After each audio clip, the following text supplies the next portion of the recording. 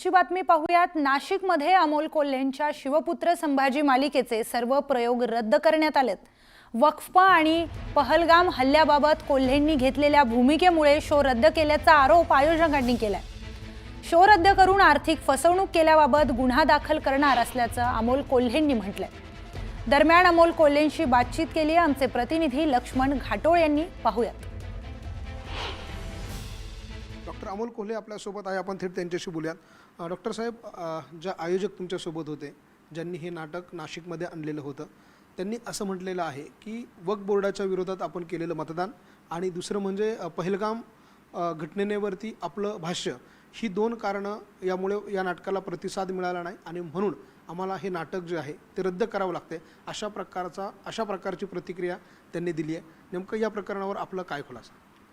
हे खरं तर खूप दुर्दैवी आहे, कारण आयोजकांना आलेलं अपयश आणि त्यांनी आमच्या संपूर्ण टीमची केलेली आर्थिक फसवणूक हे लपवण्याचा हा एक केविलवाणा प्रयत्न असं म्हणावं लागेल। कारण ज्या वक्फ संशोधनाच्या संदर्भातलं जे बिल आलं होतं हे संसदेमध्ये 3 एप्रिलच्या सुमारास आलं होतं।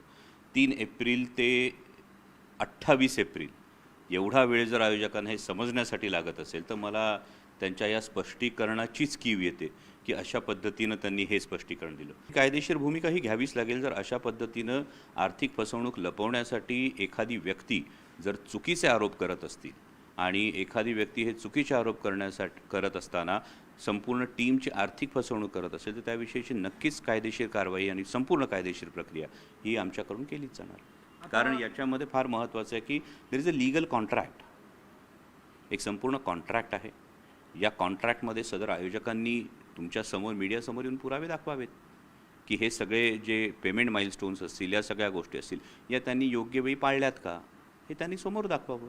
मात्र या सगळ्यात महत्त्वाची गोष्टमध्ये डॉक्टर अमोल कोल्हे यांनी त्यांची आर्थिक फसवणूक झाल्याची बाब देखील यामध्ये प्रकर्षाने सांगितली। त्यामुळे डॉक्टर अमोल कोल्हे यांची नाशिकमध्ये झालेल्या फसवणुकीवरती आता कायदेशीर कारवाई काय होते, पोलीस या सगळ्या प्रकरणात पुढे काय कारवाई करतात आणि ज्या आयोजकांनी त्यांची फसवणूक केलेली आहे त्यांच्यावरती पुढे काय कारवाई होते हे सगळं बघणं महत्त्वाचं असेल। व्हिडिओ जर्नलिस्ट हेमंत बागुलसह लक्ष्मण घाटोळ, न्यूज 18 लोकमत, नाशिक।